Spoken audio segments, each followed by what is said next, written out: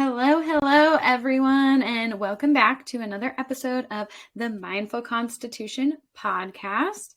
I'm really excited about my guest today, Colleen Norris. She is a holistic healer, and she specializes in resolving emotional trauma and helping people work through that as like a basis for their healing. And I think this is such a cool area and such a needed one to shine light on to really get results in our healing process. And so, hello, Colleen. Hi, thank you so much for having me. I'm so honored to be here. Yeah, that's so fun. I know. As soon as I heard you talk in the first women's circle, I was like, oh, dang, she's a good speaker. We gotta listen to her some more. Thank Listen and learn. Yeah. thank you. So yeah, I wanted to just kick things off by giving you the space to talk a little bit about, your explanation of what you do and tell us how you got started down that road. And I always love hearing personal storytelling about like what led to your own transformational healing work. That's my jam. So yeah, lay it on us. Okay, all right. My business is Colleen Norris Wellness, and what I would say I do is I really help to use the nervous system. In my training as a chiropractor, although I don't work as a chiropractor. Everything I do is energetic, but I can read someone's energy system and where they're in fight or flight, and which is basically the majority of people, and how that sets people up for disease, illness. Can be things like coping mechanisms like using drinking or shopping or Facebook or you name it to kind of numb out the unresolved trauma and emotions. And then along with that, like the stories that they've told themselves and the identities they've taken on that has really brought them away from who they really are. And it's manifesting as an issue, a health issue, a significant relationship issue, or could also show up in your career or business as well. So I really help to get to I really get to the root cause, which is in the nervous system, chronically being in fight or flight, and addressing why their nervous system is chronically in that state.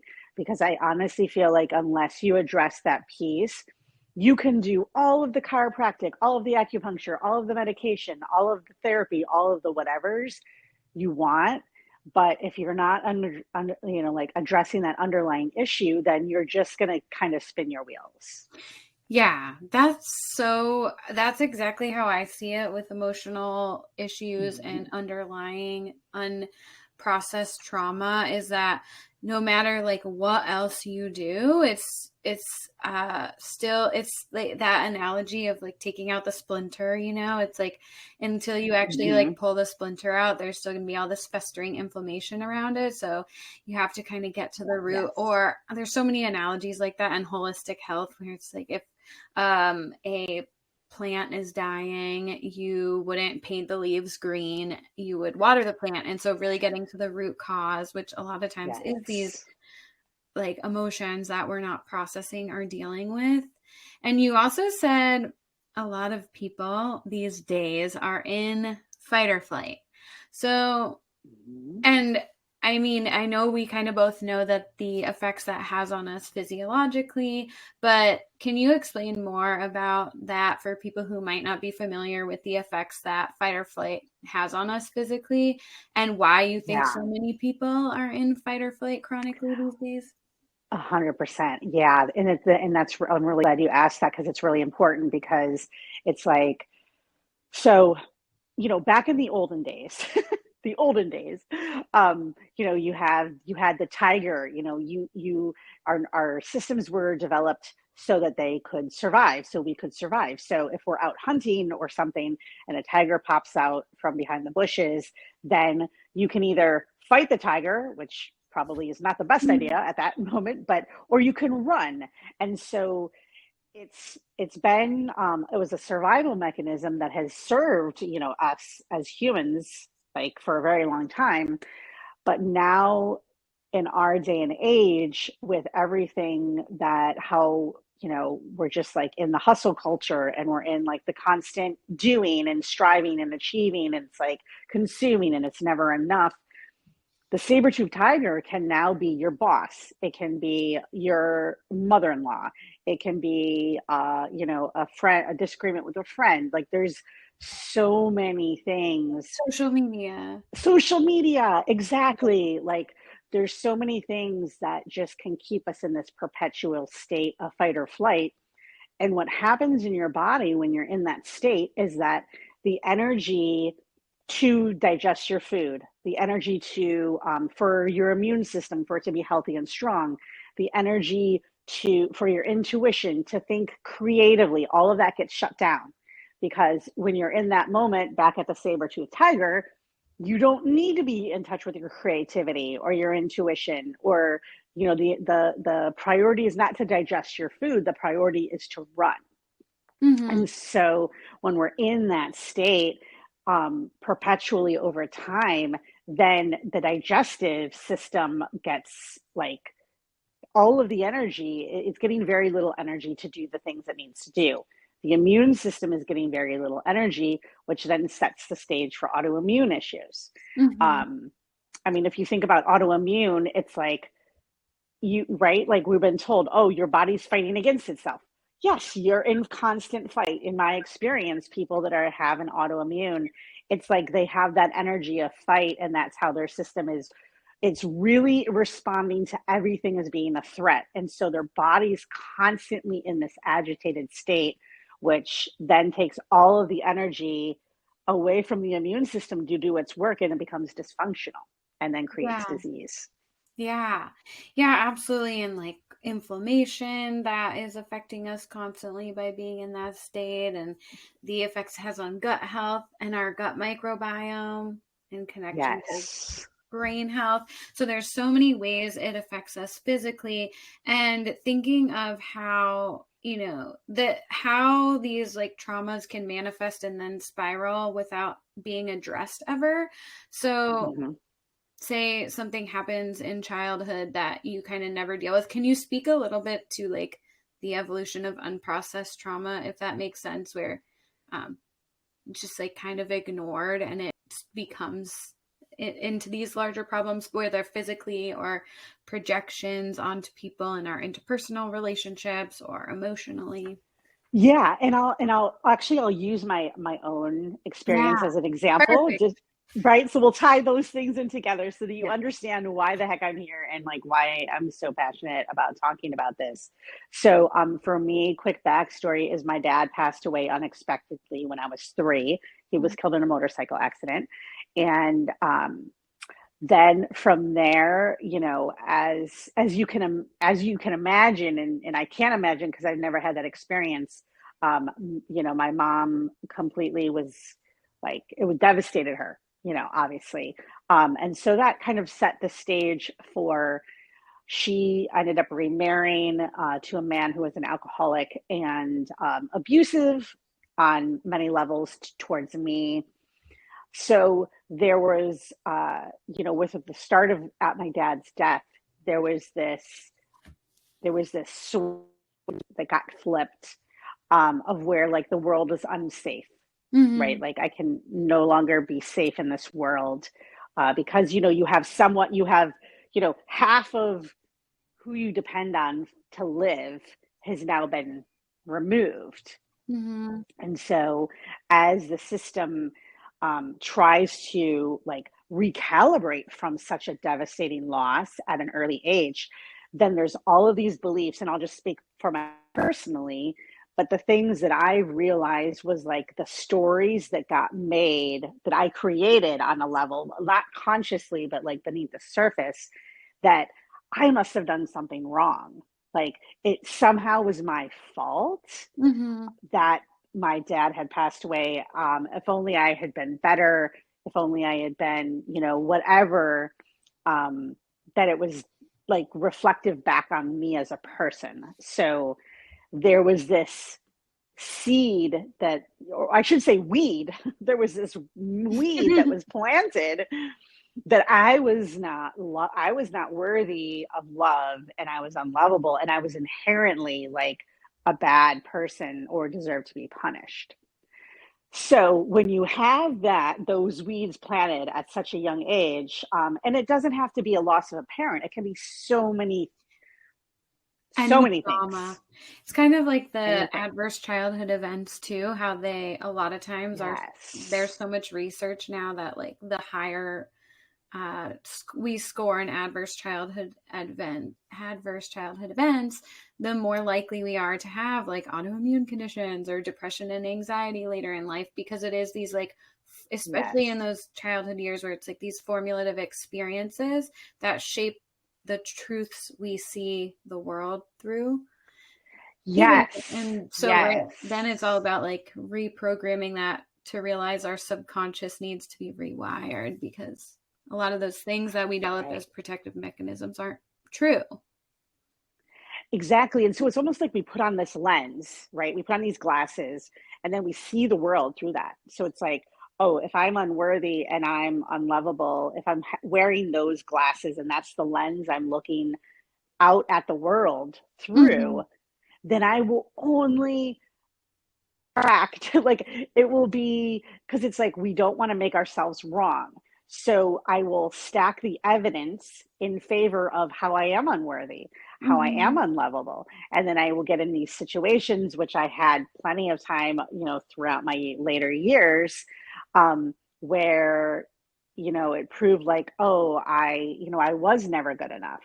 And no matter what I achieved, right? It's like this game you can never win, because when you're looking through that lens, you can't see anything else. You can't see all the incredible things that have happened in your life. You can't see all of the wins you've had. You can't see all of the good that you have to share and the impact you've made. You can only see and get reflected back to you the things where you're not good enough and Mm-hmm. unlovable. Yeah, it makes a lot of sense when explaining fight or flight from an evolutionary perspective, and even the development of these thought patterns that we create out of like a defense mechanism. And then even in defending those thought patterns, and our subconscious is constantly seeking to validate them in our reality. So it's like we're only Yes. seeing things that validate these dysfunctional thought patterns that we've developed in a state of fight or flight, in a state of trauma, and then we carry them through our entire lives until we shine a light of awareness on them, right? And Yeah. I feel like that's really where you step into the work you do, is like helping people shine that awareness onto those beliefs so then you can shift them. Yes. And so for me, just to kind of share a little bit more, for me, I went through a divorce Mm-hmm. in 20, I'm like, where are we? We're in 2022.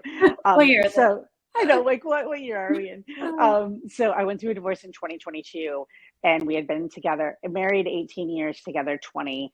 And it wasn't traumatic from the sense it usually is. Usually you hear this like terrible story of your ex and you are like fighting and tearing each other down.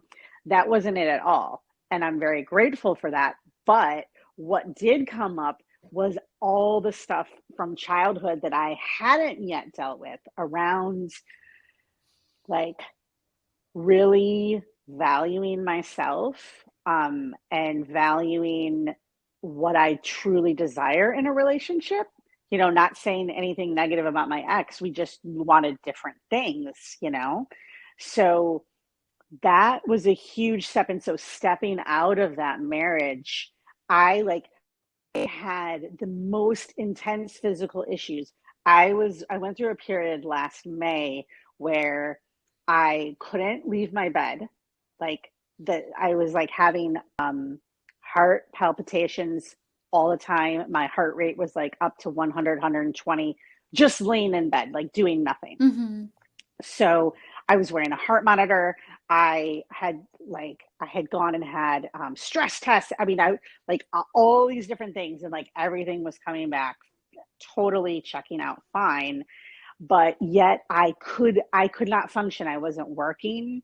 I couldn't drive. I barely was able to leave the house. So that, and where I see a huge disconnect is in the medical field when you have a situation like this, you know, because what I Nothing's was, wrong. You're fine. Yeah. well, right. Well, what I was offered was, here, let me give you this pill to lower your heart rate. And I'm like, no, my heart rate, there's nothing wrong with my heart. It's because, so what had happened to me is what my body was experiencing was all of a sudden, all of the trauma came to the surface at once, and it like put my body into like a Shock. huge, like extreme PTSD situation. Mm-hmm. And and so it was through very really the biggest thing that really changed everything for me, because like at my darkest place, I thought I that I was better off, like my kids were better off if I was not here anymore. I felt like I was a burden. I was never in a place where I was like going to kill myself, but it was this complete despair and hopelessness that really changed when and by the way, I was doing all of these healing things this whole, like that whole time. I was doing breath work. I was like, I was doing all of the things, but nothing was moving anything. And so it finally all shifted when I completely surrendered. So when I was literally like I was literally like, I just remember laying in bed and just being like, I don't know what to do anymore. You know, like I'm handing it over to you, like God, source, universe, higher power, like whatever word word you use.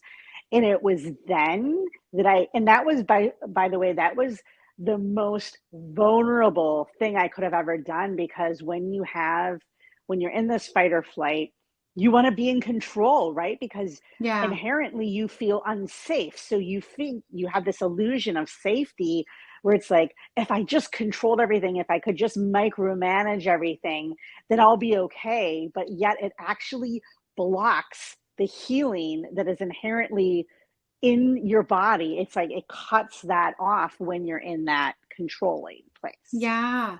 The state of resistance versus flow. And it's almost, Yeah. uh, the fight or flight is kind of synonymous more with like resistant energy, and the rest and digest and parasympathetic. I think surrender is such a good word to put as a synonymous word for that, because it really is about like Yeah. letting go and feeling safe and getting to a space where you can like accept, surrender, allow. And I know you had touched upon you kind of touched upon this a moment ago, saying that like that is where you're finally allowing your body to heal, is like surrendering. And you touched on so many things that I want to like revisit with like I know. Yeah. meditation and medication, flow, resistance. And so, but can you, the one thing I wanted to highlight is saying, you know, it's really hard for us to heal when we're in a state of fight or flight, and that calming our nervous system creates this energy that allows for healing to happen. And so Yes. please elaborate more on that. Yes, absolutely. Okay, so I also I am trained as a chiropractor. I think I mentioned, although I'm not Mhm. practicing chiropractic, but one of the biggest things that I took away from chiropractic school that I still is like 100% true is that our body has this innate intelligence. In chiropractic school, they called it innate intelligence. So what that means is that there's this energy that helps. There's this energy where that's created us, right? It's created life, and it also has the power to heal us.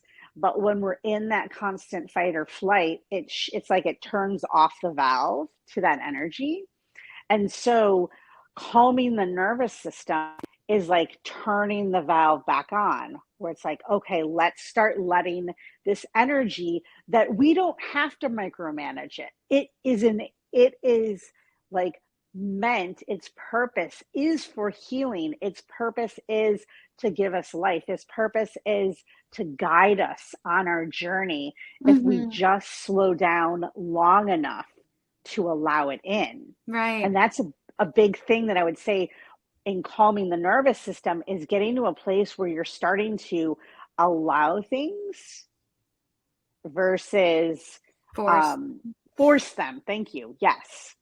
And there are different ways that we can do that. And I would say um, there is not a blanket, like one thing I want to kind of like, I feel like a myth is that some people are just looking for the perfect recipe, right, for their own healing.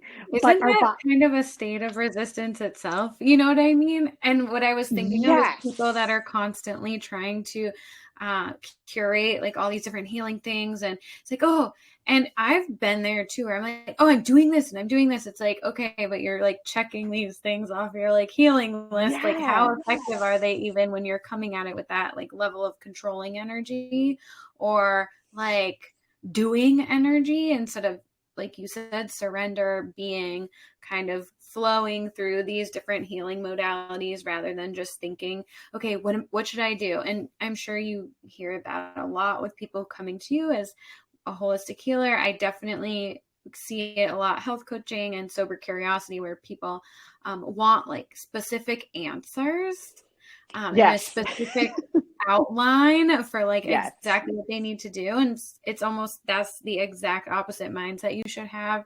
It doesn't have yes. autonomy in it. And it also doesn't have that spirit of curiosity and exploration for like your own personalized version of wellness.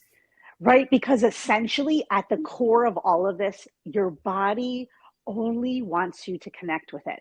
That's what I see. Like, if you took nothing else away from anything I've said, the core of all of this is that your body wants you to connect with it. And so when we slow down, what that can look like is, even if you just slow down for 2 minutes of the day. You set a timer for 2 minutes and you can, maybe you put your hands over you and just like start. It's almost like you start building a relationship with your body as if it were like a friend, like you're getting to know this friend. Hey, body, how are you? What do you need? Like, what's one thing? I'm a big proponent of like just doing like one small step. What's one thing I can do to take care of you today, body? Mm-hmm. And then as that starts to build and you start to build and just at least slow down long enough to listen, it gives space for more guidance to come through.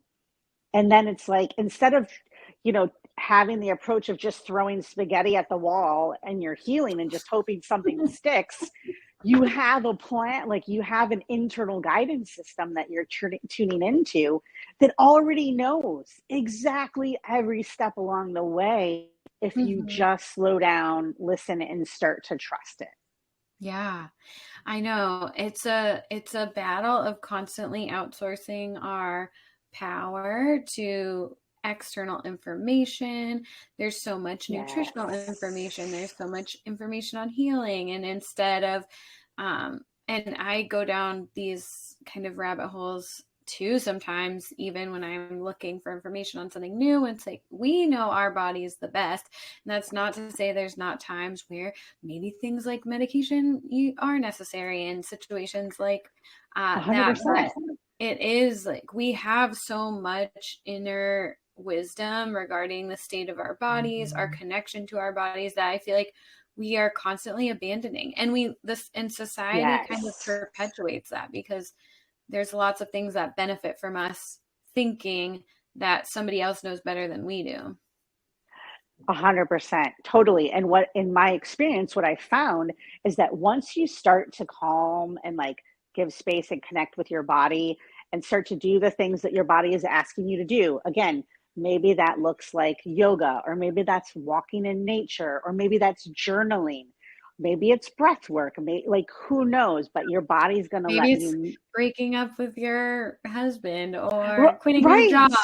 Right. Right, exactly. Or like leaving a toxic friendship, or like there's so many things. But like once we start to listen and do those things, then other things that we're doing actually start to work better. So like the Right. medication or those other things can actually be more powerful when your body's in a place to actually be able to receive the fullest benefit from it.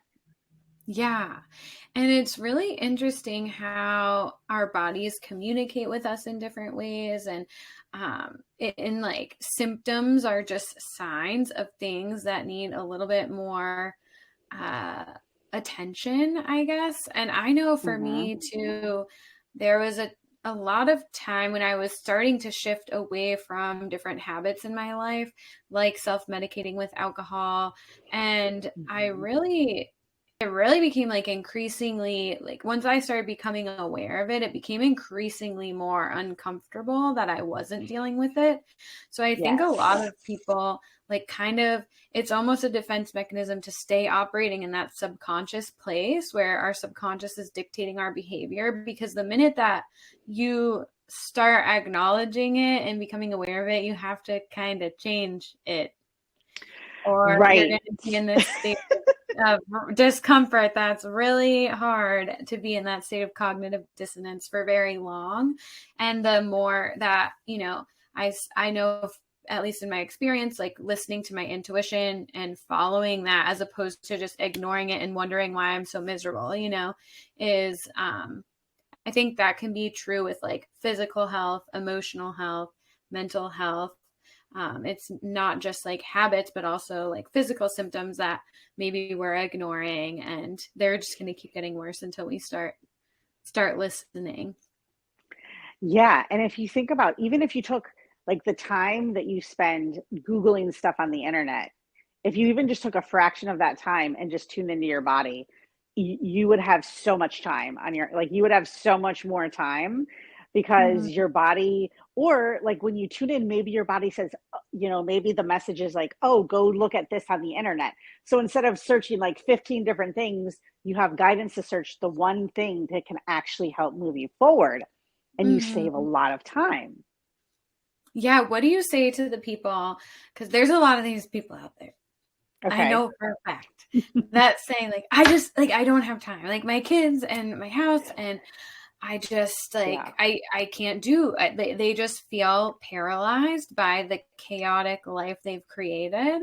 And I've been in Mhm. that space before too, where I felt like I couldn't leave a toxic job because I had to be there, or I had to. You hear a lot of like, I have to do this, this is my job, I have to do like this and this. And so what do you say to Mhm. people when they come to you in that place where there just seems to be no adaptability or flexibility within their life circumstances, or even the ability to slow down, when a lot of people feel like they literally cannot slow down?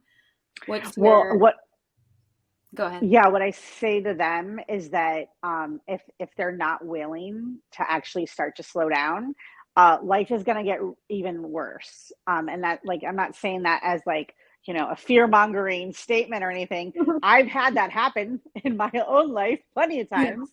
Like, right. when you don't listen, we're not meant to live in the crazy rat race where we're like, the goal is always how much, what's the highest amount of money and what's the best car.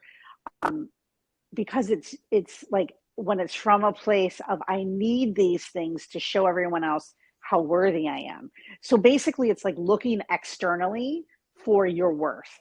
And I feel Right. like that is one of the linchpins of why people get such chaotic lives, right? Is because it's like, I don't inherently feel worthy or lovable, so let me go and take care of everyone else and hope that maybe I'll then get love from them and fill this void that's within me.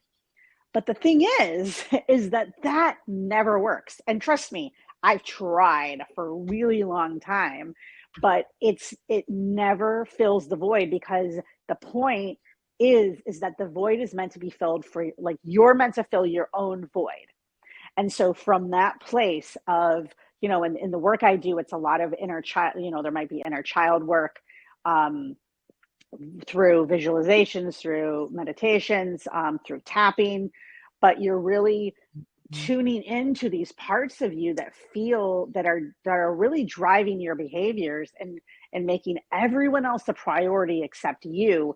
It's always from a place of some version of I'm unlovable or I'm unworthy. That's like what it boils Yeah. down to every single time. Yeah. Yeah. The people pleasing, the overachieving, the self abandonment is always this Yes. like seeking of external validation, typically from Yes. early childhood experiences. And you mentioned inner child healing. And I think Mm-hmm. this is something that's like thrown around a lot casually these days on, Insta therapy and all that stuff.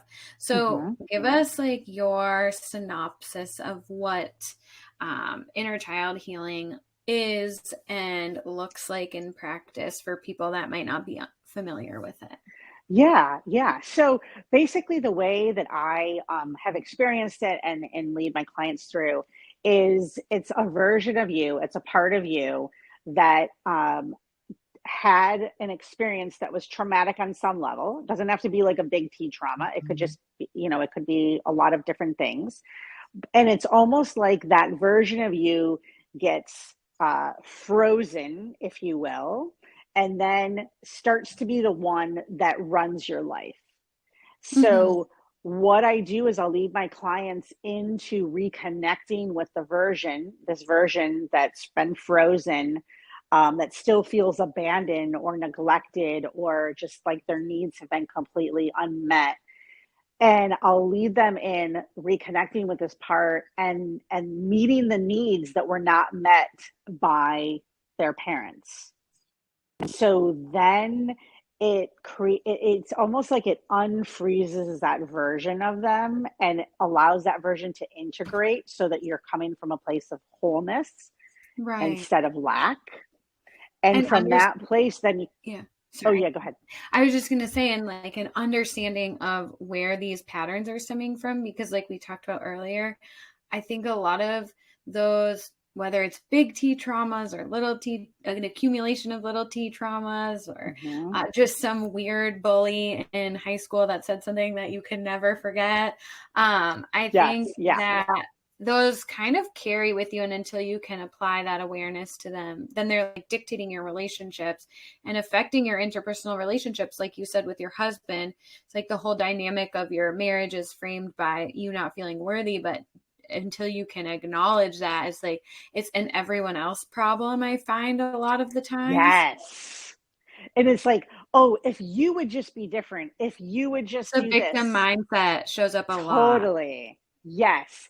And that's the trap that you get into. And then if you don't realize that, then you might leave one relationship and literally go create the exact same dynamic Right. with a different person. Yes, because the universe will send you the same pattern in a different gift wrapping package until you learn your goddamn Exactly. lesson.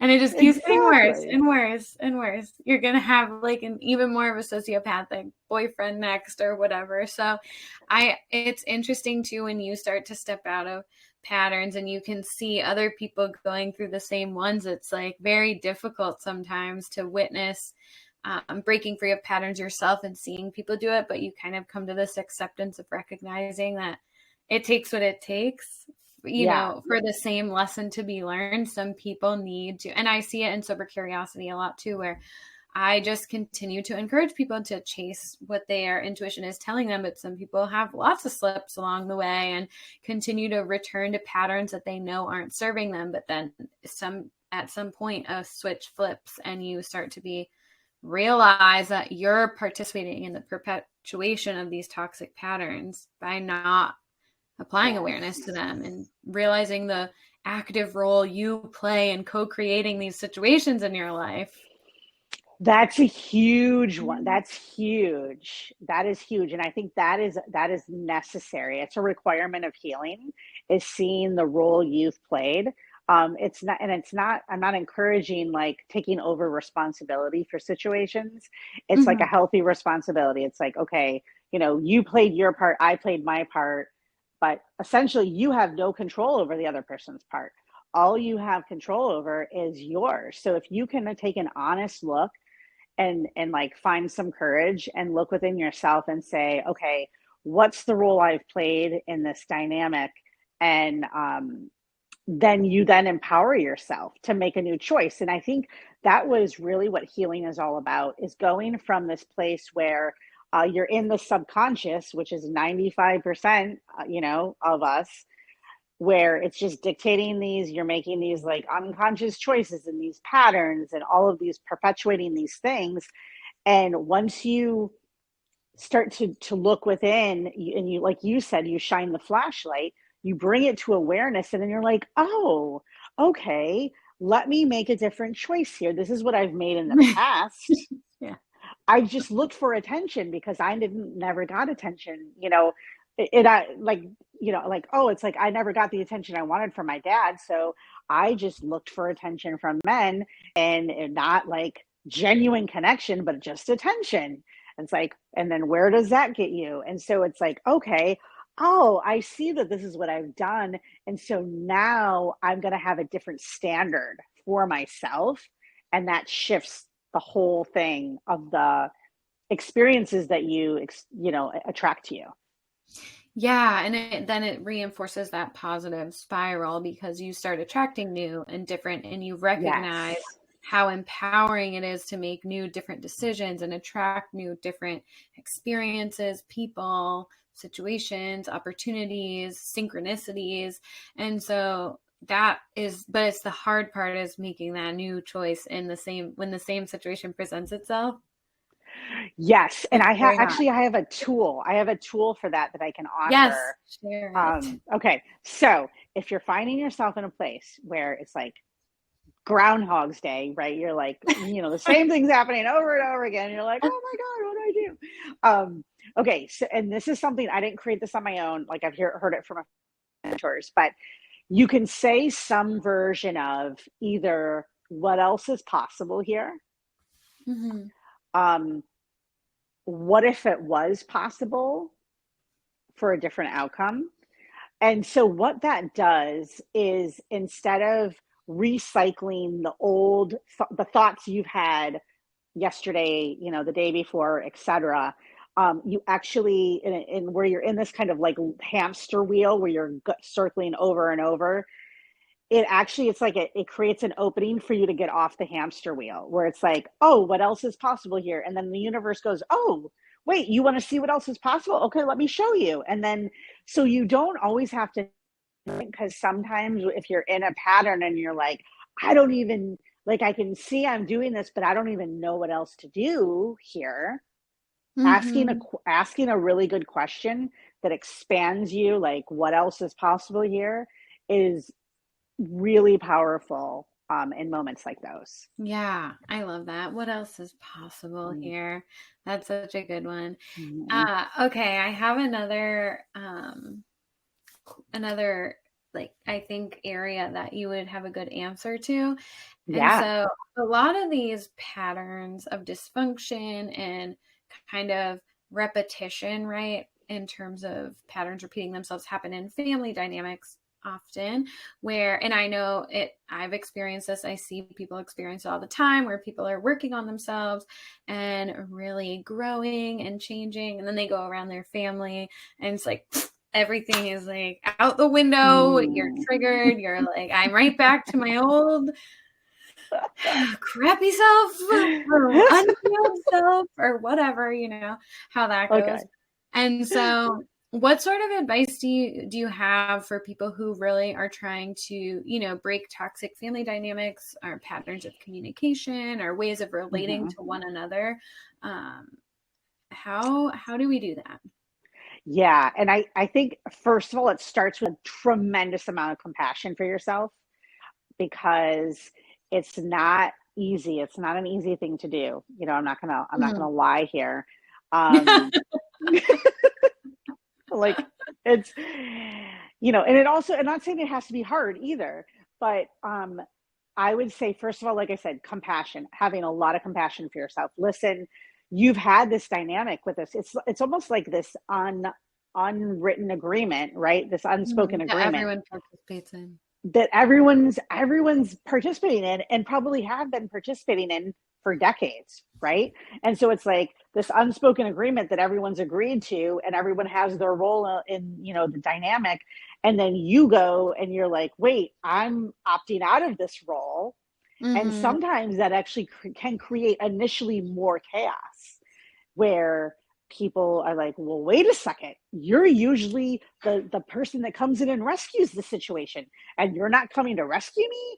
And so initially it can actually be, even sometimes it can feel like it's getting worse before it gets better, Mm-hmm. because the shift in the energy can have people have responses and get agitated, or just like wonder what the heck's happening.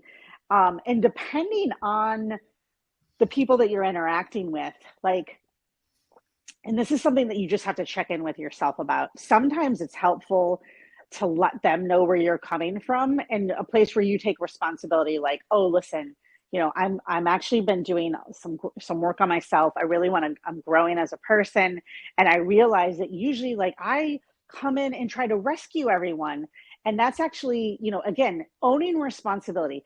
That's actually not fair to you, because essentially what I'm saying is that you're incapable of making your own decisions. And I actually don't believe that. So I'm going to stop rescuing. I'm going to stop playing this role of rescuing you or whoever, Or because whatever role it of is, because whatever role.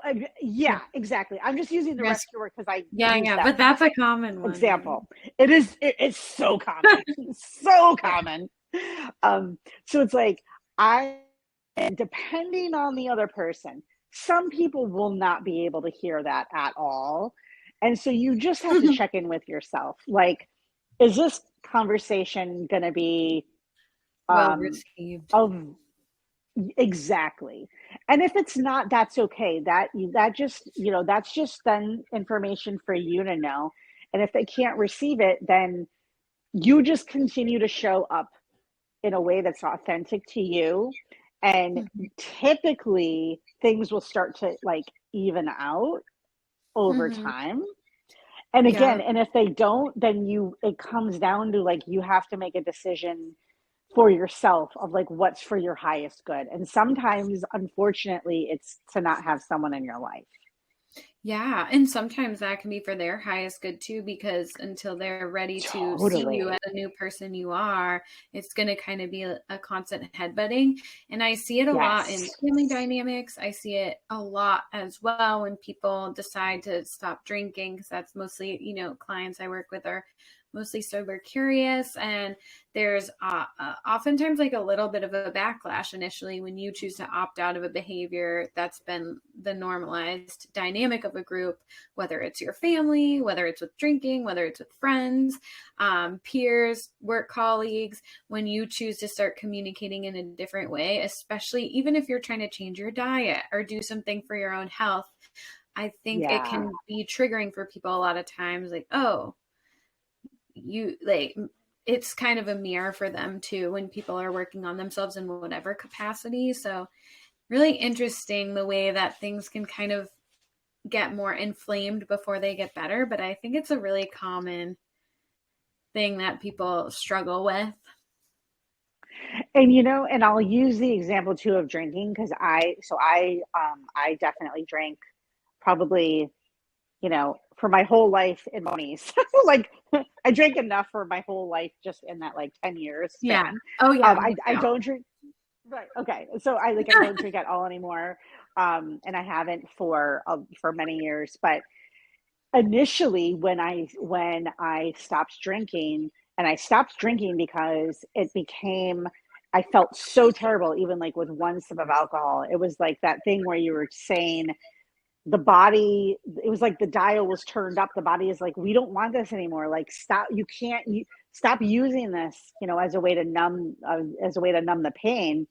And initially I was like, oh my God, what am I going to do? Like, that, socially, it was like, you go to a bar or you go to someone's house and everyone's drinking. And that was the way that I used to really lower my inhibition, so I could be more of myself Mm-hmm. and could have more fun. But what I've learned, so initially it felt very vulnerable, because I'm like, what are people going to think? What am I going to do? I'm going to be like the one sitting there, and like everyone's going to be like, what is she? You know, she's the only one not drinking. But I got over that because I knew that it was the right decision for me. And so the stronger that I became in myself with knowing that that was the right decision, this is a way to honor myself. This is a way to really love and care for myself. Then no one actually like questions me anymore ever. Like they're just like, Right. oh, whatever. And like I can go to bars, I can go dancing, I can do whatever. And I like have the most fun I've ever had because I Yeah. am more of myself and I don't need the alcohol, and it's not an issue anymore. Yeah, and that's so true with any changed behaviors. Like the more solidified you become in that change, the less insecure you feel about it, and the more. And it's another thing where we can look at like our contribution and the role we play is when we come to the table and we're feeling like we're on unstable ground, or we're with a new way of communicating, or deciding we don't want to drink anymore, or just Right. any change that we're making. That's felt energetically, and it's also new to the people around us. But the stronger that you become in your truth and your choices, the less people even question it, because it's coming from a totally different frequency Exactly. Exactly. of confidence and kind of self-assuredness. Whereas I know I felt the same way too. It was funny, I stopped drinking when I was 30. And so it's been Okay. 3 years, but I was like completely binge drinking in my 20s and before Yeah. that. And also the pandemic was like the real pinnacle Uh-huh. for a Okay. lot of people. But yeah, and it was just to that point as well. I'm like, I can't keep doing this. Like, got to figure it Yeah. out, because this isn't going to work for me. And so I know we don't have like tons and tons of time left. I feel like we could talk about this, and I'm like, oh my God, I have a million other questions I want to I ask know. you. It's such a good topic though. And I do want to just highlight what you've said, which is that emotional trauma and becoming aware of the sources of that and the impact they're having in our physical health, our interpersonal relationships, our programming is like the cornerstone or linchpin, as you say, to healing. And without it, Yes. it's really hard to move into healing in any meaningful, long lasting, like wholehearted way. If you still have Yes. underlying emotional issues you're not becoming aware of and resolving, then they're kind of always going to be there. And so I feel like that is the really biggest main takeaway. And so tell me, lastly, like a couple of things. I wanted you to definitely share where people can find you. But Okay. if somebody is just kind of starting to get into how can I heal emotional trauma, like where's a good starting point? Like what advice would you give to someone when you were in your darkest place? If somebody's in that space of just like, holy shit, this sucks. Everything is falling apart. I'm feeling like I'm about to surrender. It's probably like a dark night of the soul situation. Like what advice would you give to Yeah. somebody feeling that way? Yeah. What the advice I would give is, first of all, to set the intention that you will receive everything that you need. Mm-hmm. Because our intention drives our experiences. So if we're, this has happened, this has like been shown in so many different ways, and I've experienced in so many different ways. If you are just going into a situation, you're just constantly reacting to what life's throwing at you versus, you're saying, this is what I want. So if you're in that dark night, the first thing I would do is say, okay, God, universe, source, Whatever your whatever thing word, is. Yeah. you want to use. Okay. Oprah Winfrey. I don't know. I mean, yeah, exactly. Like, whatever. Like, okay. Beyonce. Right, exactly. It's like, or even if it's not something, if you want to be like inner wisdom or inner guidance or higher self or like whatever that word is that really resonates for you, you're like, Mhm. I'm healing. And that's like, there is no, it's not like, am I going to heal? It's not like, am I going to make this? It's okay. I'm making this. I'm going to come out of this better than I've ever been. What do I need to do? And just like asking, like, what is for my highest good right now in this moment? What is one thing? Because if we get too caught up in all the things, then we do nothing. So, what is one baby step? One thing I can do today? You know, can I slow down 2% more today? Can I connect with my body 2% more today? What is one little thing that when you do regularly over time ends up making huge waves? Right. That's where I would say to start, because your body wants to guide you. Your body's just waiting for you. So I would just, and pay attention, because once you start doing this and once you set that intention and say, I'm healing, I'm coming out the other side better than ever, then the universe is going to start bringing to you resources. So, like if all of a sudden, someone mentions, oh my God, you got to read this book. And then you hear it like 3 times. You're like, okay, I got to get this book, So it's like those things start to line up. The first thing it starts with is the intention. Right. I always say, like, you have to kind of take the first couple steps and the universe will like meet you. But I find a lot of people have a hard time having enough faith to like take those couple steps outside their comfort zone on their own, whether it is like making the choice to eliminate alcohol. I mean, I'm sure you can relate to that experience, but a lot of people are like, oh, why did you decide to stop drinking? And I just had faith that my life would get better, even though I had no like proof of that. I just believed that I was going to fulfill my potential and my life was going to get infinitely better when I stopped drinking. And so, and I always see with clients and with myself, when we first take those really difficult steps, it's almost when the universe sends us some like reinforcing synchronicities right away. Yes, keep going. Come on. Come on. And so I notice when the difficult decisions are made initially, there's always a couple reinforcements, like a little breadcrumb trail. And so just doing the best you can with what you know and what you have, and not necessarily having to see the whole staircase before you take a step, right? One step at a time. And there's actually something really important too, that if you can't find faith right now, you actually don't need it. All you need to do is remember times in the past when you felt like there's been something that's been unsolvable and how it worked out. Right. That's all you need. And start remembering those experiences, whether you're just doing it and like, just sitting there, remember, oh, when is another time in my life where this worked out that I had no idea how it was going to work out, and it worked out better than I could have ever imagined. You start feeding yourself those experiences, and that is going to just clear out so much. That's the best one. I love that one, is looking at past success and allowing that to propel you, because it's so true. That's helped me personally so much. Just when I find myself feeling overwhelmed and be like, no, you got this, bitch. Look at all that other stuff you did. Exactly. This is nothing. Yeah, it's so helpful. It really is.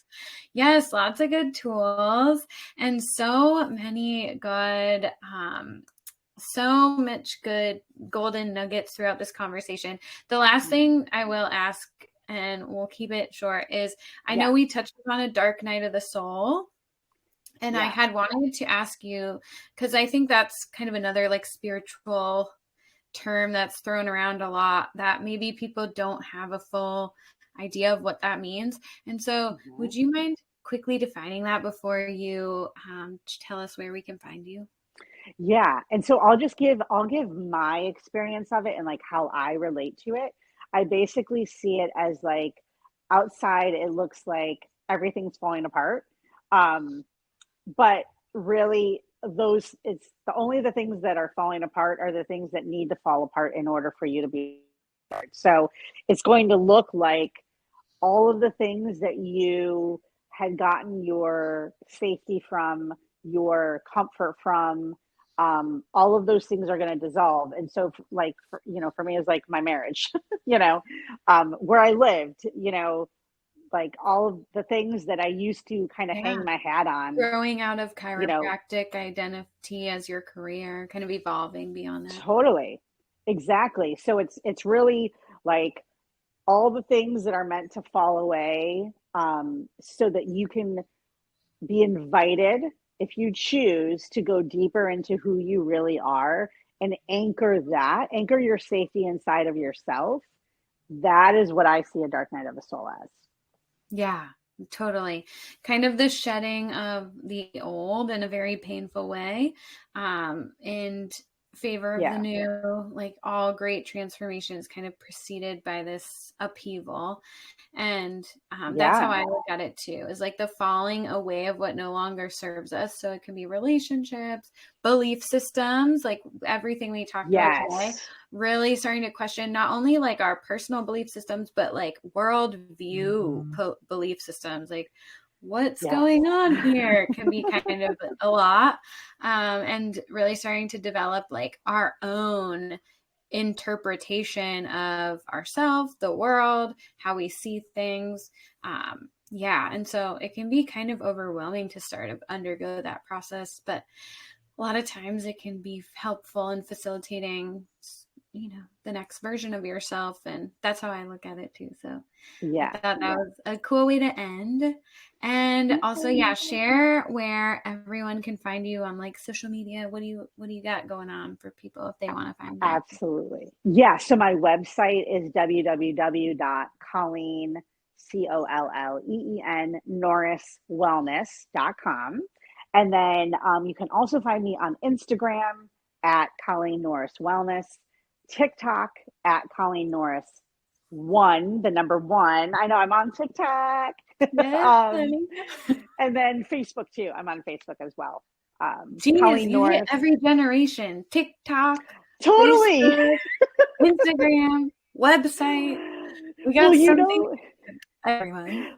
I know. Well, it's like, with this new version of myself, I am like, I want to have as much fun as possible. And I love to dance. So that's why I got on. I was like, to spy on my kids and to dance and like do fun things. Yeah, release fear of judgment. Just do what is. I think social media is a great avenue for that, and it can. There's a lot of toxic things about it, but there's a lot of things about it that can be awesome too.